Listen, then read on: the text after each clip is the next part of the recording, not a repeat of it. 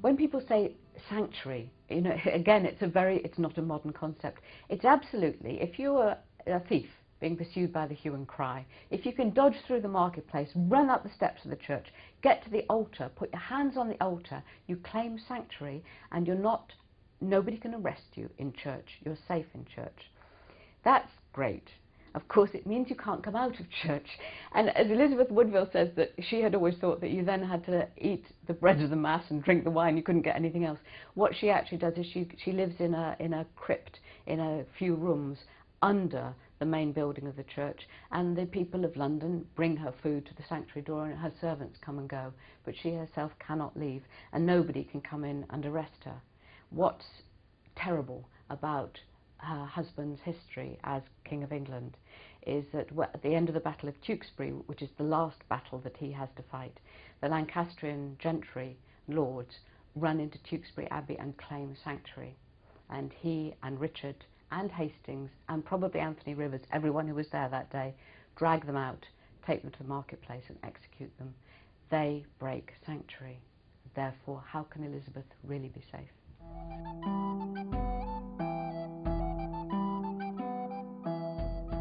What really mattered to me to look at the second period that they're in sanctuary was two things.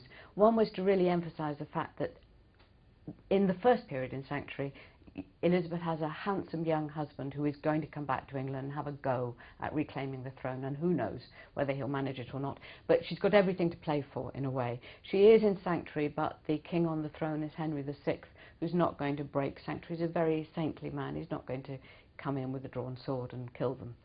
So she's in a position of, she's still in the game, she's still a player. When she goes into sanctuary the second time after the death of her husband, she's a widow again. She's lost her son and heir. She's got her younger son Richard with her. She's got her daughters with her. But the chances of it all coming out all right are much diminished. And as she is in there, the uncertain world of a country at war again starts to kind of unravel under her feet. She becomes less and less certain of whether she can trust Richard, or whether she has to have a rebellion against him, where her allies are, who she can summon. And of course she's cut off because she's put herself in sanctuary. This is the time that her daughter, the Princess Elizabeth, is coming into womanhood, and having seen her mother as this glamorous, all-powerful, incredibly beautiful queen of a highly glamorous, powerful court, sees her as a woman who is not only in trouble but doesn't know what to do.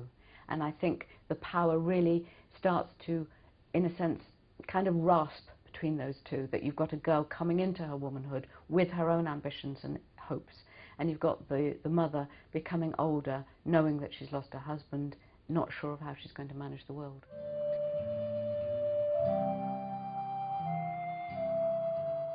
Elizabeth Shaw commitment to Edward actually survived beyond his death, so that when Elizabeth Woodville was in sanctuary and really, one would assume, in danger of execution or murder in sanctuary, Elizabeth Shaw goes to her, and partly that's because she remains faithful to the king and therefore the king's family.